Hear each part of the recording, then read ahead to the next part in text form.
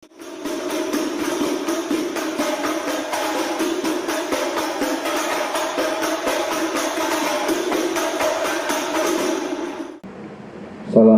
warahmatullahi wabarakatuh. Agar ilmu dan amal tetap hidup dan dipelihara atau mendapat penjagaan dari Allah Ta'ala,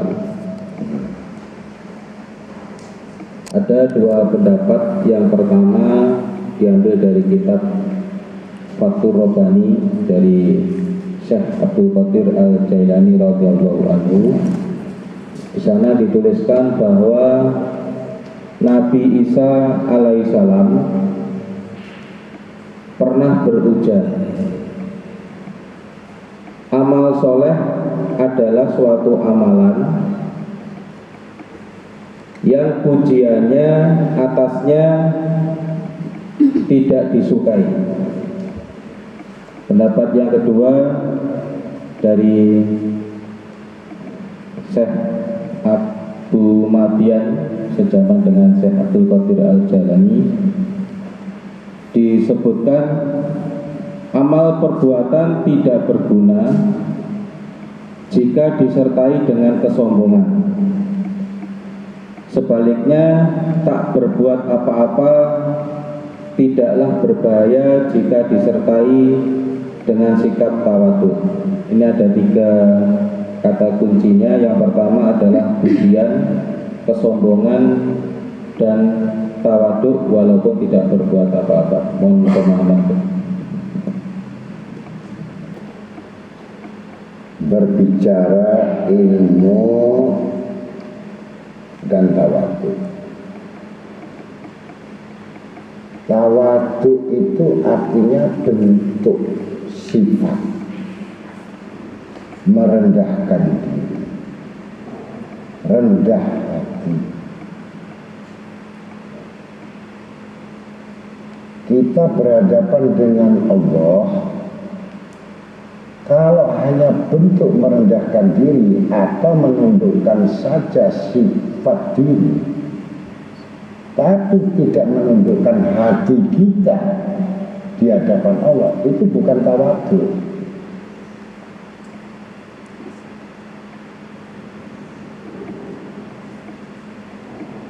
Jadi bentuk tawadhu itu adalah bentuk penghambaan, bentuk penyerahan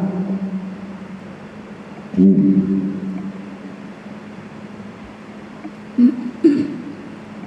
Siapakah orang yang sombong itu? Yang tidak disebut orang yang tawadhu itu, pertama, apa yang diwajibkan, yang diperintah Allah itu menolak. Itu orang sombong. Dari situ kamu bisa melihat apa yang diperintahkan Allah membantah. Ini orang sombong. Andai kata mau berdoa, itu penuh dengan kesombongan. Apabila dia sujud, itu penuh dengan kesombongan. Apabila dia beramal, beribadah, bersedekah, berisi kesombongan. Yang tidak diketahui dan tidak disadari bahwa kesombongan itu sudah tercipta dari hati.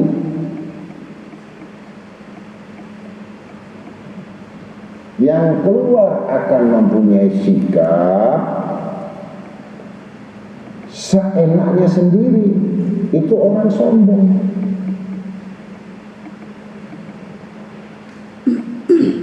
Dia punya aturan sendiri, dia punya program sendiri, dia memanage semua amal itu dia sendiri tanpa dasar pengetahuan yang semuanya dari pembelajaran. Akhirnya itulah timbul beramal tetapi dia tidak beramal.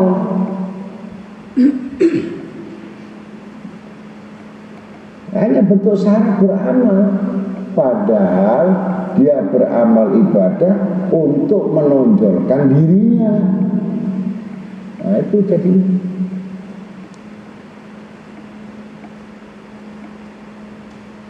berbuat baik untuk menonjolkan dirinya, berbuat ibadah untuk menonjolkan dirinya.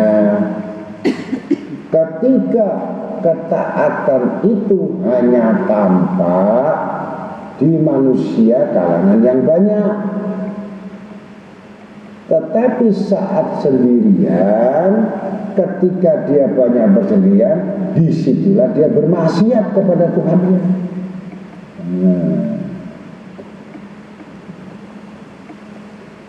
Jadi perbuatan-perbuatan itu selalu ingin mendapat penilaian manusia, tetapi tidak sedikit pun dia ingin dilihat oleh Allah. Ini orang sombong. Maka kuncinya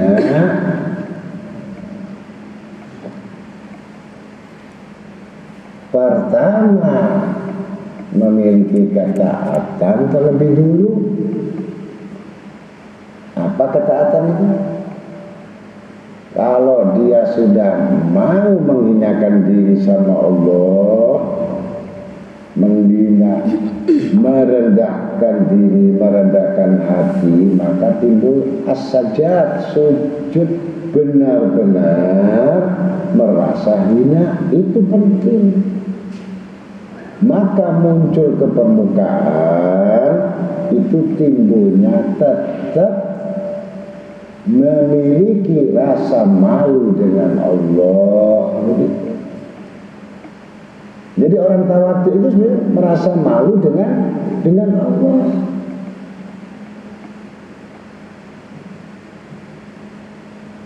Kemudian memiliki sifat-sifat yang peka, sensitif, perasa.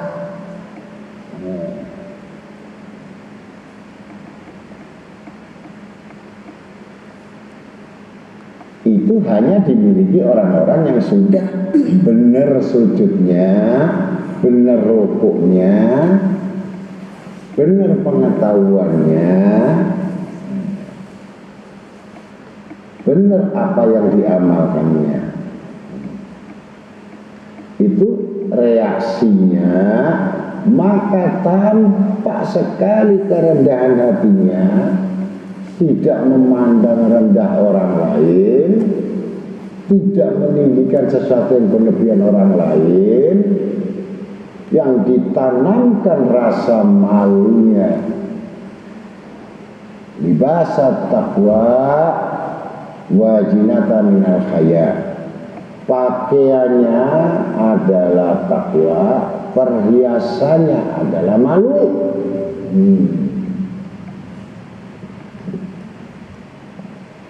Ini tawadhu.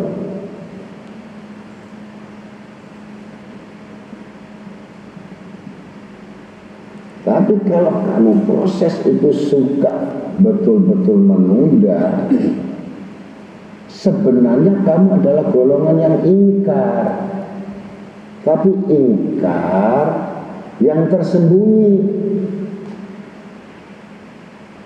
Ada ingkar yang jelas, tidak mengakui adanya Allah, kafir. Dia mengakui Allah, tetapi tidak mengikuti perintah Allah. Ini ingkar.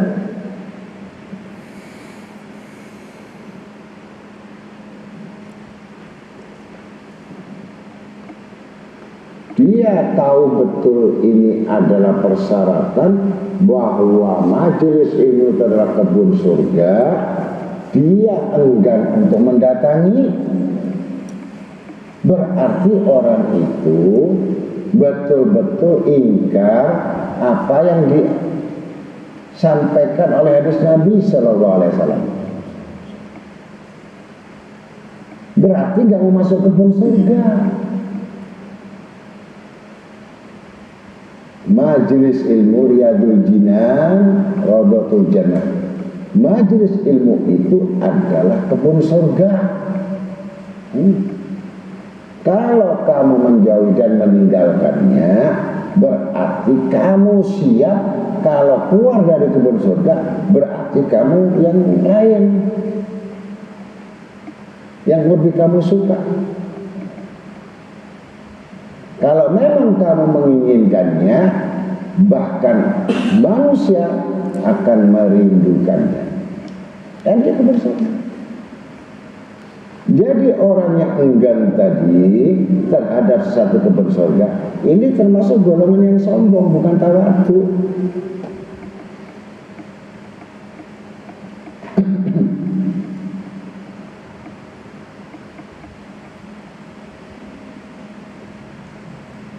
Mudah di taman surga itu sudah ada semuanya, tetapi dia mencari selain kebun surga, bagaimana kira-kira?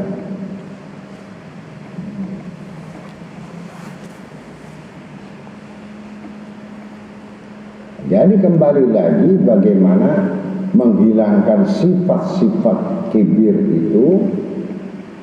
Perbaiki sholat kita, perbaiki zikir kita, amal kita, sampai betul-betul bahwa ini bentuk amal ini adalah satu persembahan.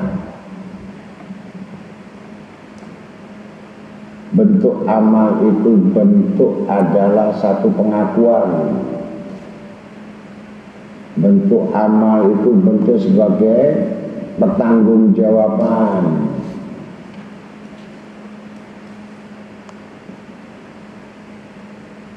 Bentuk amal itu sebagai bentuk nanti perhitungan.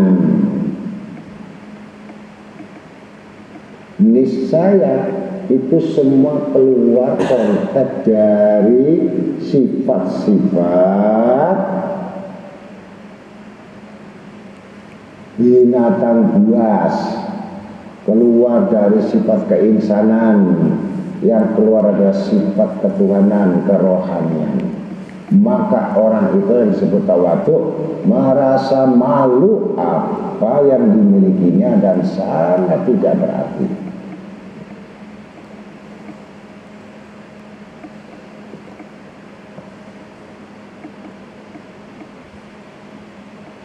Dan selalu ingin menambah dan membutuhkan sampai betul-betul merasa kosong, nol, tidak memiliki apa-apa. Maka itulah sifat mulai muncul, akan menerima dengan segala keadaan.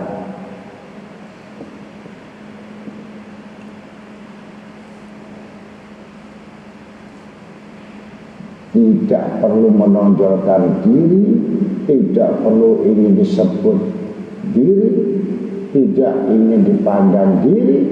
Semua itu diletakkan pada sifat kosong, memberikan wadah, memberikan kesempatan-kesempatan yang membutuhkan.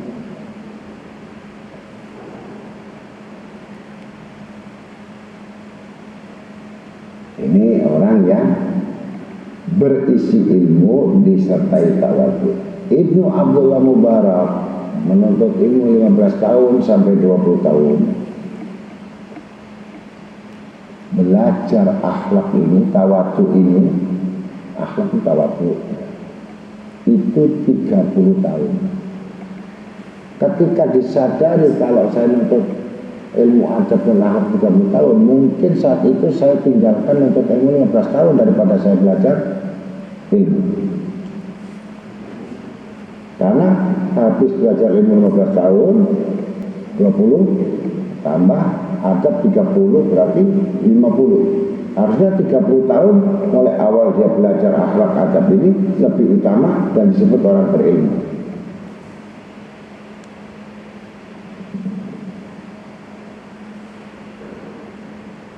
Daripada orang yang berilmu, aku sombong, riya, pamer, ujub. Nah kan percuma yang dibentuk tadi ternyata tidak berbekas tanpa akhlak tadi. Nah,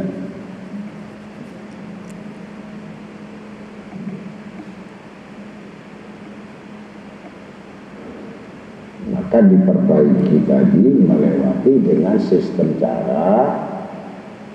Nah, ini orang sujud dengan hawa nafsunya, orang rukuk dengan hawa nafsunya, orang berdoa dengan hawa nafsunya, berzikir dengan hawa nafsunya, berhajat dengan hawa nafsunya.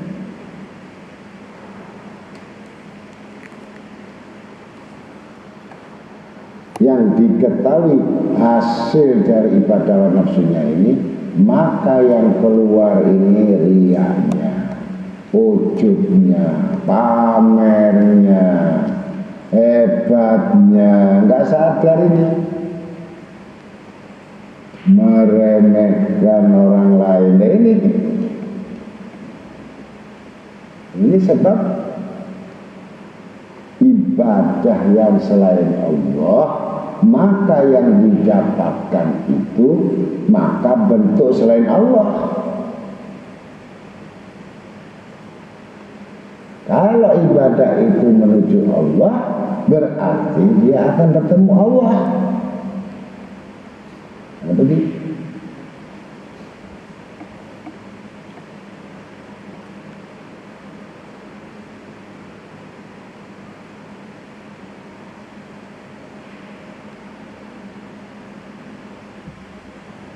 Maka yang jelas,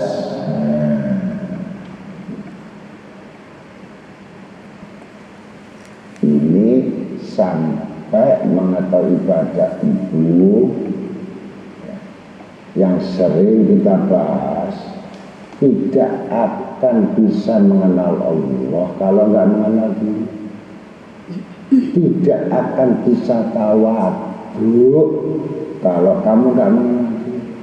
Sebab orang yang tawadhu itu adalah golongan orang yang mengenal diri, tahu diri, siapa diri, dijadikan apa diri ini, dihidupkan untuk apa diri ini, maka timbullah kamu sifat rendah diri. Enak kan?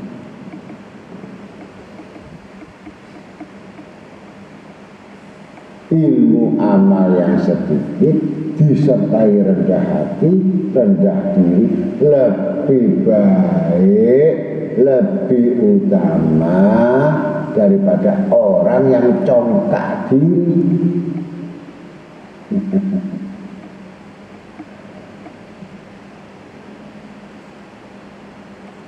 Apalagi orang yang betul-betul yang tidak tawadhu itu adalah orang yang meremehkan ilmu dan amal. Siapapun bentuknya meremehkan ilmu dan amal, berarti dia siap itu adalah menghina Allah dan Rasulnya, dan memang siap dia untuk masuk neraka. Secara tidak langsung dia membantah ilmu, membantah amal, berarti membantah Rasul. Membantah ilmu berarti membantah Allah. Kalau sudah membantah Allah dan Rasul, di mana tempatnya?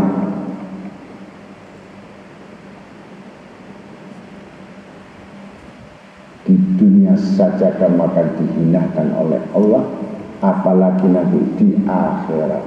Di dunia akan ditampakkan itu kehinaan tanpa disadari.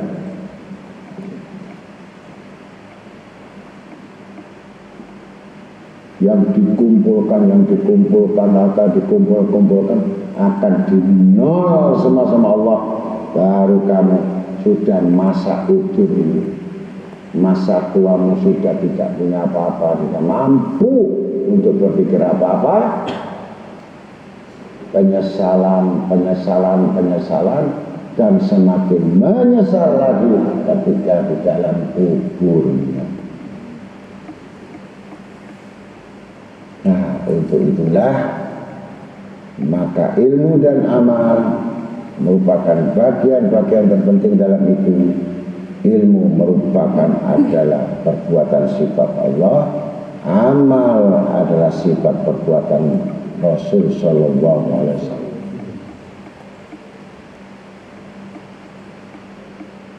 Maka di situ apa yang diwasiatkan Allah kepada Rasul, Rasul yang mengamalkan, kemudian diikuti orang-orang yang mengamalkan, dan bersama orang-orang yang mengamalkan.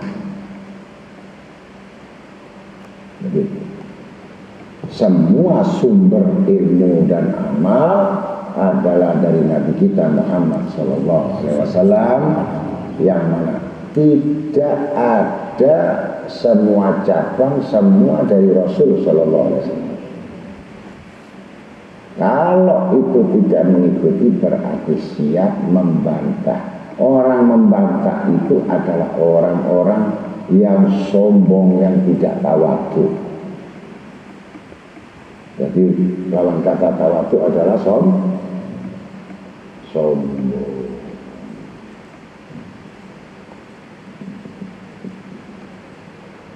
Kemudian Allah akan membuangnya semua apa yang ditinggalkan yang manfaat, semua yang dikerjakan sia-sia dan tidak manfaat. Dan jadinya hukuman nanti atas perbuatan itu, karena dia pertama sudah membantah, yang kedua dia tidak manfaat dan menambah dosa, yang ketiga akan bertambah hitungan kisahnya nanti di akhirat. Tiga hukuman. Silakan kita memikirnya masing-masing sebelum kita dikubur.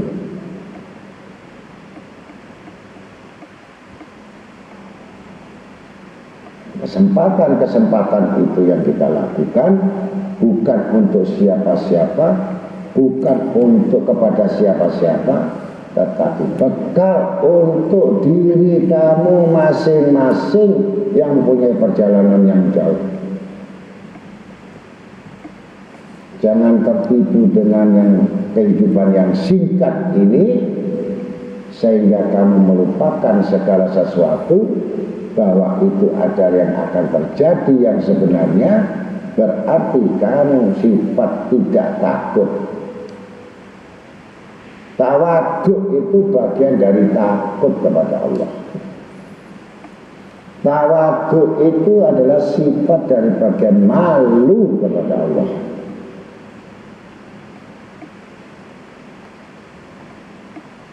Tawadhu itu merasa tidak bisa membalas semua kebaikan, perbuatan baik, nikmat-nikmat dari Allah.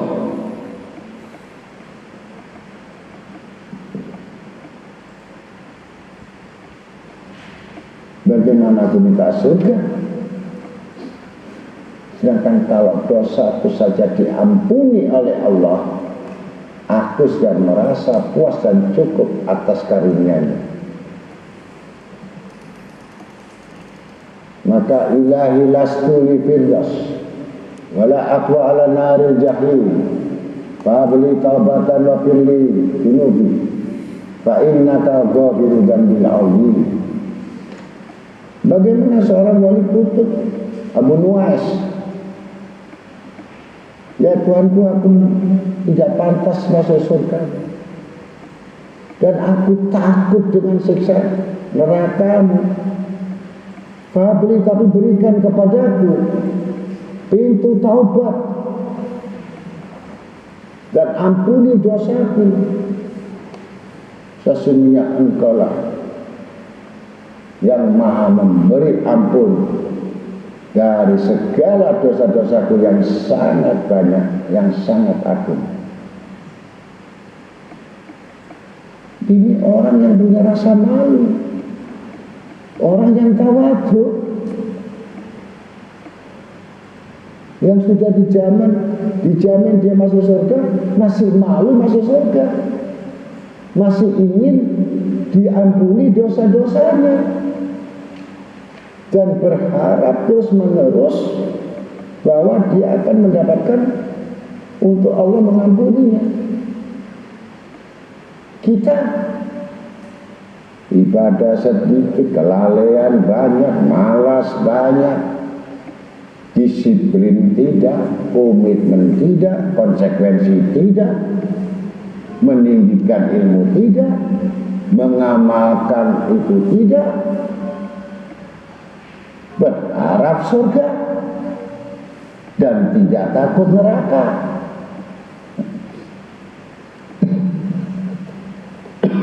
Luar biasa.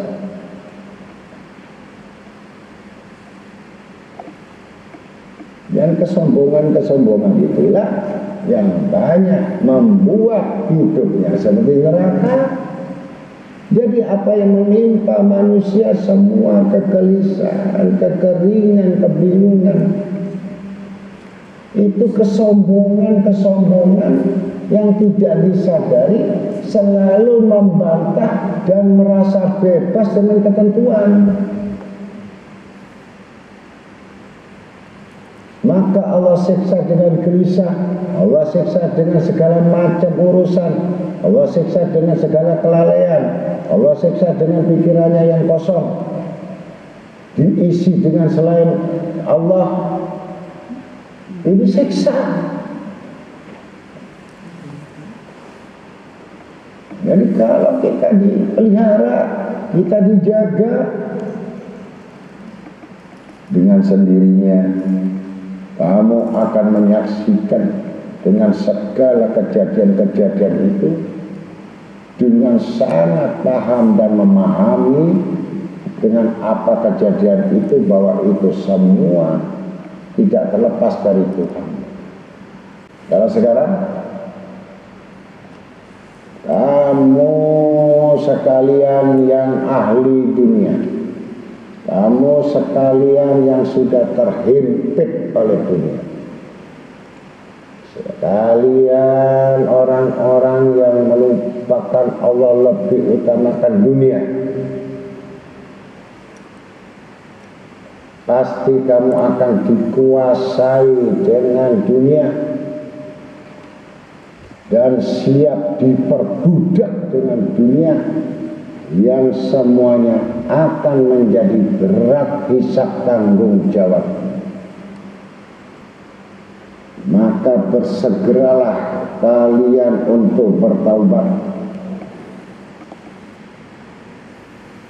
dengan cara mengetahui betul atas kekurangan-kekurangan diri, bukan mengetahui atas kelebihan-kelebihan diri.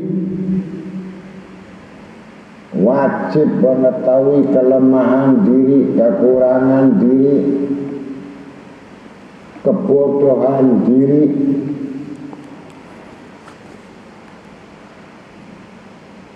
Meningkatkan dengan catatan kita bahwa kebaikan itu dilakukan, yang kamu anggap bisa terjadi kebaikan yang kamu lakukan itu yang terakhir kali kamu menemui dunia.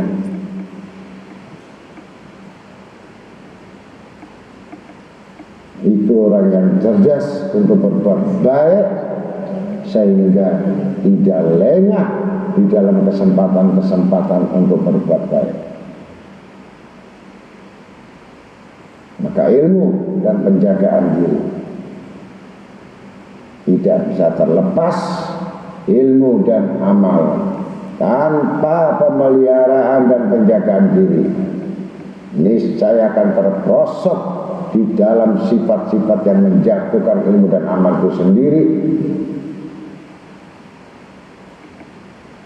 yaitu penyakit-penyakit hati yang tidak memiliki rasa tawadhu, yang tidak merasa memiliki malu, yang tidak memiliki rasa takwa kepada Tuhannya, kecuali dia akan membanggakan segala apa yang dimilikinya dan kagum pada dirinya sendiri, bangga dengan amalnya sendiri, bangga dengan hidupnya sendiri, dan tanpa ada kebanggaan Tuhanmu kepadamu, mengaku mencintai Allah, tapi yang dikhawatirkan Allah sama sekali tidak menyintaimu.